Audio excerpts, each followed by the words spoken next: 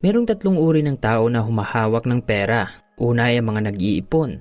Pangalawa ay mga taong nag-iisip na hindi nila kayang mag-ipon. At pangatlo ay ang mga taong sa tingin nila ay hindi nila kailangang mag-ipon. Ang unang uri ng tao ay habit na nila ang pag-iipon o second nature na nila ang ganitong gawain. Kahit minsan ay maliit lang ang natatanggap nilang pera, hindi nila ito ginagawang dahilan para hindi mag-ipon. Sila palagi ang nagkokontrol at nagmamanage ng kanilang income. Meron lang silang limitasyon sa paggastos at automatic nilang iniipon ang 10 to 30% ng kanilang kinikita. Ang pangalawang uri ng tao naman ay ginagawang dahilan palagi na maliit lang ang kanyang sahod. Mahal na ang presyo ng mga bilihin kaya sakto lang ang kanyang kinikita at meron na rin siyang mga anak. Nakafocus siya palagi sa mga bagay na wala siyang control. Sa halip na aako siya ng responsibilidad at maghanap ng paraan para makaipon, sinisisi niya palagi ang kanyang sitwasyon.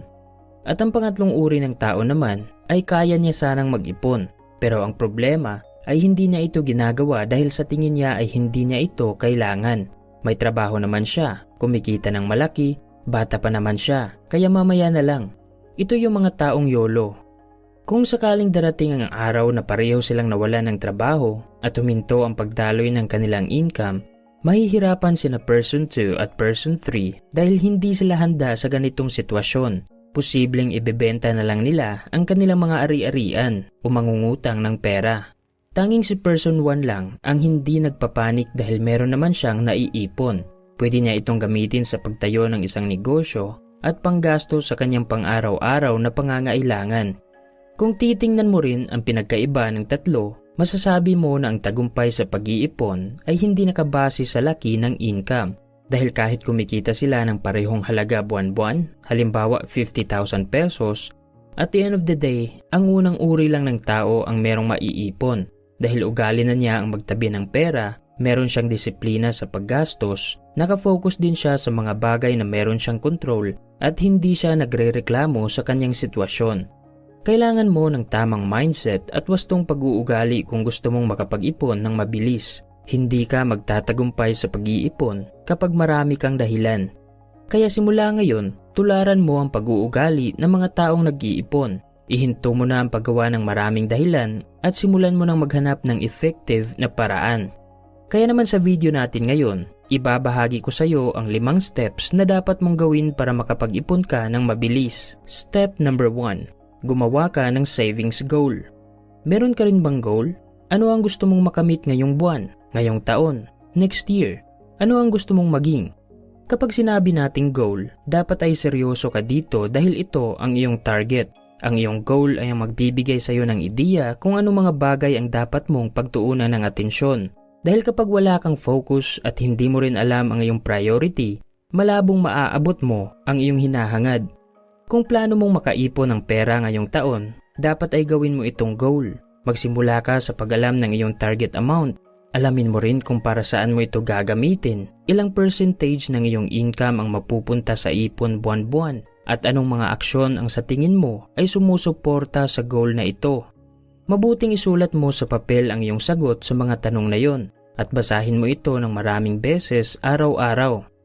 Meron nang nagawang pag-aaral na kapag sinulat mo sa papel ang iyong goal at mga plano kung paano ito matutupad, malaki ang chance na makakamit mo ito.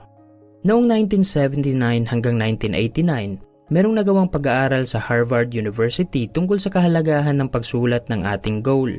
Tinanong ang mga graduates na meron na ba silang goal at plano sa kanilang kinabukasan. 84% ng mga graduate ay walang specific goal. Ang 13% naman ay merong goals pero hindi nila ito sinulat sa papel. At tanging 3% lang ang nagsulat ng kanilang goals at mga plano sa buhay. Alam mo ba kung ano ang nadiskubre ng mga researcher paglipas ng 10 taon? Binalikan at tinanong ulit nila ang mga graduates. At doon nila nalaman na ang 13% na hindi nagsulat ng kanilang goal ay kumikita ng doble sa 84% na walang goal. At ang malaking surprise na nangyari sa 3% na seryoso sa kanilang goal ay kumikita ng 10 times mahigit kumpara sa pinagsamang income ng 97% na estudyante. Ang meron sa 3% na wala sa 97% na graduates ay ang clarity. Alam ng 3% ang kanilang target Alam nila kung saan dapat mag-focus at anong mga bagay ang hindi dapat pinapansin. Minsan kasi, kapag hindi natin isinulat ang isang bagay, madali lang natin itong makakalimutan. Lalong-lalo na sa panahon natin ngayon dahil sa dami ng distractions na kumukuha ng ating atensyon, hindi na rin natin namamalayan na unti-unti na pala tayong nalalayo sa ating goals. Patuloy na tumatakbo ang oras, pero ramdam natin na stuck tayo sa parehong sitwasyon. Kaya kung gusto mong magtagumpay sa pag-iipon ngayong taon, gumawa ka ng savings goal at isulat mo ito sa isang papel.